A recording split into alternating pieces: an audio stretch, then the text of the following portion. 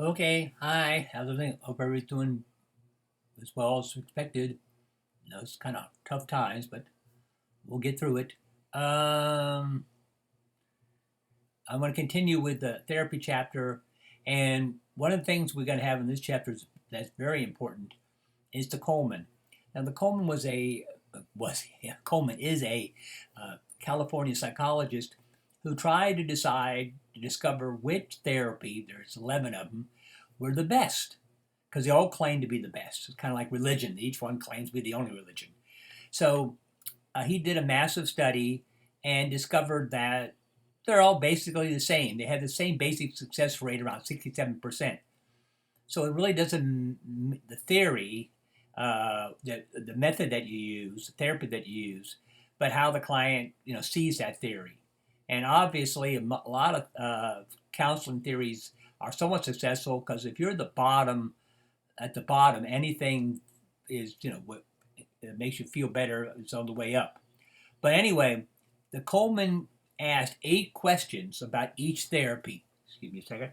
And we're going to have 22 questions on the Coleman. So I'm going to go through these very slowly, and we're going to then match the 5 theories of counseling on the Coleman. Okay? So the first one is match name with theory, i.e., psychoanalytic and Freud. So I'm going to do the Freud thing for you. So match name with theory, psychoanalytic, Freud. What is the goal of therapy? Now, everybody's goal is getting better, but each one has specific goals. And the goal of psychoanalytic is bring the problem to awareness. Because remember Freud's medical model. If you don't know what it is, how can you deal with it? It's like a doctor finds out what's wrong with you, then they can go and try to figure out a cure. So it is bring the problem to awareness. Remember, it's in your ids, in the unconscious. 2, um, how do they help the client? What procedures they use? And basically, Freud has 3: free association, hypnosis, and dream interpretation. And I'll talk about those separately after I get past the Coleman. The 4th thing is individual group. You can do some group therapy with Freudian, but it's mainly individual. It's basically a therapy for one-on-one. Cognitive change and behavioral change. Well, we already said psychoanalytic is insight, so it is cognitive change. Directive or non-directive, meaning who runs the session. In psychoanalytic, obviously Freud or the psychoanalytic therapist, so it's directive because he or she is asking the questions and taking you through the process. Long-term or short-term? Oh my God, psychoanalytic is long-term. I mentioned Chris Von Gall, a friend of mine. He's been seeing a therapist for over 20 years now, every Wednesday, at $150 a pop. And Chris is always concerned because he's married 5 times about he keeps on picking the wrong women, and why. And so last time I saw Chris, I said, Chris, give me $20. And he gave me 20. He said, why should I give $20? Like, I'm going to save you some money. It's not the women. But anyway, and the last one is it based on past, present, or future? And obviously, psychoanalytic is based on the past. Then the past affects, you get fixated and affects the rest of your life. So let me go through the Coleman again. Match name with theory.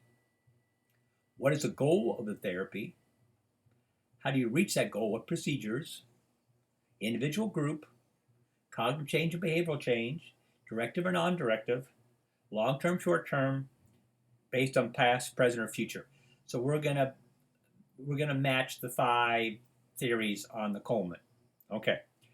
A couple other things about Freud that mentioned is that we talked about free association, where you just have them say you say a word and they say a word after that, and then there's dream interpretation, and I wanted to mention that dream interpretation is divided into 2 parts: manifest content, which is the acts of the dream, which is the one we remember the most, and that's really not important. Manifest is what codes. It's the action. It's like an action movie, like Fast and Furious or the Adventure thing. It's very little dialogue. It's just, one fight scene after another. So it's the action of the dream. So we're being chased by, purple tomatoes. Okay. So we're all concerned about the chase. But the chase really doesn't mean anything. The other part is latent content. And latent content is the actual meaning of the dream. Who is that giant, purple tomato? Why is he chasing you? So the meaning, but most time we get hung up on the manifest. Now let me say one thing. Only you can interpret your own dreams. A psychologist can help, but because, you can look up terms, what does flying mean and what's climbing a ladder mean? And that's the most common responses, but it doesn't mean that has to do you. So a good psychologist will help you interpret your own dream. Okay. A couple other terms dealing with Freudian therapy: resistance. And as we know, if the client resists, the more they resist, the closer we are to the central problem. So say I said, let's talk about your brother, and you, well, okay, and we're going to wrangle on your brother. I said, let's talk about your sister, and you say, no, I don't want to. We know that the sister is closer to the problem than the brother. So the more the client resists, the closer we're getting. So we need to notice resistance. The other part of Freud that we want to know, a term, is transference. And transference is when, and this is very common with psychoanalytic, where the client transfers feelings to the psychologist.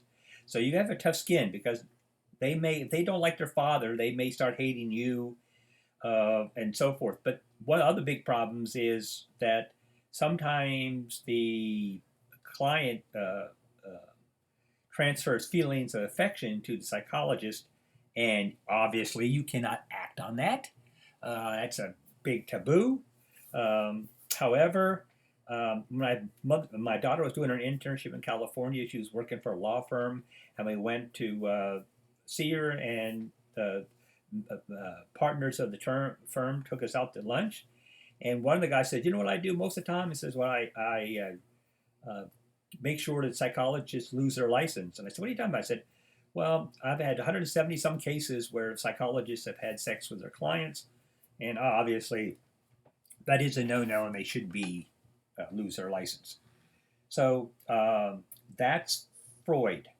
So I'm going to stop here, and then I will start picking up the other therapies, and I'll just go through the Coleman to save time for you. But remember, you're going to have to use a Coleman on the test. I'm going to ask a lot of Coleman questions. So like I say, give me a name for psychoanalytic, and you would say Freud. Okay, well, not say, because you write it down. But okay, see you then. Bye-bye.